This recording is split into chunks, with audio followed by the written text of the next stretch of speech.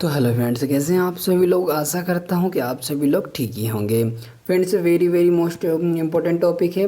अभी हाल ही में अपडेट आया है वन नेशन वन इलेक्शन का।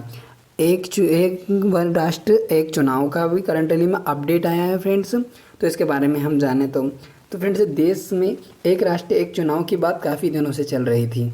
आज उसे मोदी कैबिनेट की भी मंजूरी मिल गई है। वेरी वेरी मोस्ट टाइम पे फ्रेंड्स, तो मोदी कैबिनेट की भी उसे मंजूरी मिल गई है और पूर्व राष्ट्रपति रामनाथ कोविंद की रिपोर्ट को हरी झंडे देते हुए अब इसे शीतकालीन सत्र में बिल के रूप में पेश कर सकती है।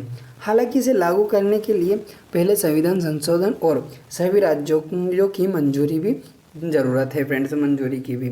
अब इन पॉइंट्स को हम थोड़ा डिटेल में एक्सप्लेन करें तो आपको, तो उससे पहले please friend like share subscribe जरूर कर दीजिएगा। आपके सपोर्ट की बहुत ज़्यादा ज़रूरत है। टॉपिक से रिलेटेड कुछ भी डाउट हो, कुछ भी सजेशन देना हो फ्रेंड्स, आपको तो कमेंट सेक्शन में ज़रूर बोल दीजिएगा। तो हम चलो स्टार्ट करते हैं बिना किसी देरी के। तो रामनाथ कोविंद समिति के बारे में जानते हैं हम। तो 2 सितंबर 2023 को एक कमेटी बनाई गई थी। इस कमेटी ने इसी साल 14 मार्च को राष्ट्रपति द्रौपदी मुर्मू को अपनी रिपोर्ट सौंपी है। वर्तमान पर वो क्या राष्ट्रपति है उनको 191 दिन तक कई विशेषज्ञों और राजनीतिज्ञ दलों फ्रेंड्स हैं उनको लोगों से चर्चा के बाद 18,626 पन्नों की रिपोर्ट तैयार की गई थी। सभी राज्यों की विधानसभाओं का कार्यकाल बढ़ाकर 2029 तक करने का सुझाव दिया है इन्होंने, कि वन नेशन वन इलेक्शन करने के लिए फ्रेंड्स, कि जब तक वापस लोकसभा के चुनाव आ जाएंगे उसके के लिए 2029 तक सुझाव दिया कि विधानसभाओं का कार्यकाल बढ़ा दिया जाए सभी राज्यों की। अगले लोकसभा चुनाव के साथ ही इनके चुनाव भी कराया जा सके, ये भी सुझाव दिया।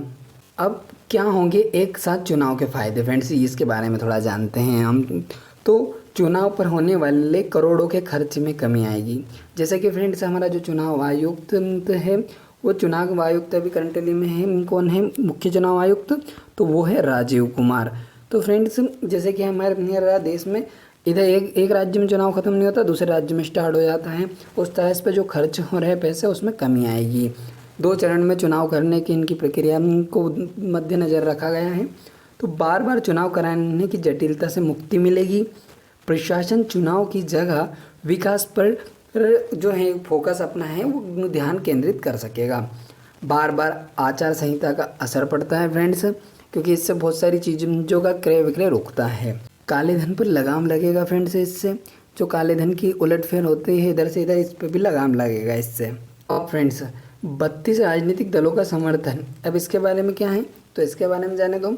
तो पूर्व राष्ट्रपति रामनाथ कोविंद की अध्यक्षता वाली समिति ने एक राष्ट्र एक चुनाव के मुद्दे पर 62 पार्टियों से संपर्क किया था। 47 राजनीतिक दलों से फ्रेंड्स, उन्होंने में से 32 ने विचार का समर्थन किया, 15 दलों ने इसका विरोध किया था। 15 पार्टियों ने कोई भी प्रतिक्रिया नहीं दी थी। अब हम जाने कि देश में 2 चरणों में चुनाव कराने का सुझाव, इसके बारे में डिटेल देखें तो पहले चरण में एक साथ लोकसभा और विधानसभा के चुनाव, दूसरे चरण में 100 दिनों के भीतर ही। तो फ्रेंड्स, एक चरण में तो लोकसभा का चुनाव हो जाएगा और एक चरण में विधानसभा का चुनाव। चरण 100 दिनों के भीतर ही स्थानीय निकायों के चुनाव किए जा सकेंगे। चुनाव आयोग एक ही वोटर लिस्ट तैयार कर सकता है फ्रेंड्स। साथ ही सुरक्षा बलों, प्रशासनिक अफसरों और कर्मचारियों की व्यवस्था के लिए एडवांस में प्लानिंग करने की सिफारिश की गई है फ्रेंड्स। अब रिपोर्ट में हंग असेंबली और अविश्वास प्रस्ताव की स्थिति को लेकर भी सुझाव दिए गए हैं। वन नेशन वन इलेक्शन के लिए कानून के बारे में देखें फ्रेंड्स, तो कानून के बारे में अगर हम जाने तो वन नेशन वन इलेक्शन से रिलेटेड तो कानून बनाने के लिए संसद के पास इसको पास कराना पड़ेगा। संसद में इसको जो करंटली सरकार है उसको संसद में इसको बिल बना कर रखना पड़ेगा और आराम से संविधान संशोधन करना ही पड़ेगा फ्रेंड्स। बिना संविधान संशोधन के नहीं होगा, तो संविधान संशोधन कराना पड़ेगा, क्योंकि जो चुनाव के बारे में है वो हमारे संविधान में लिखित निहित है सभी प्रक्रिया, तो उसके लिए संविधान संशोधन करने की आवश्यकता पड़ेगी। संसद के विशेष बहुमत यानी सदन की कुल सदस्य संख्या के 50% से ज़्यादा और सदन में मौजूद और वोट देने वाले सदस्यों का 2/3 बहुमत इम्पोर्टेंट है, इसे मिलना चाहिए। संसद से पास होने के बाद इस बिल को कम से कम 15 राज्यों की विधानसभाओं का अनुमोदन भी जरूरी होगा। यानी 15 राज्यों की विधानसभाओं से भी इस बिल को पास करवाना जरूरी है फ्रेंड्स, तब जाके कानून बनेगा। सो फ्रेंड्स, ये आपके लिए अब क्वेश्चन ऑफ द डे है। इसका आंसर आप हमें कमेंट सेक्शन में जरूर दीजिएगा। अगर ईमानदारी से आप किसी भी वैकेंसी की तैयारी कर रहे हैं तो वीडियो कैसी लगी आपको ज़रूर बताइएगा कमेंट में। किसी और टॉपिक पर वीडियो चाहिए तो कमेंट सेक्शन बोल दीजिएगा, हम लेकर के ज़रूर आएंगे। मिलते हैं अगले वीडियो में, तब तक के लिए bye, take care, see you.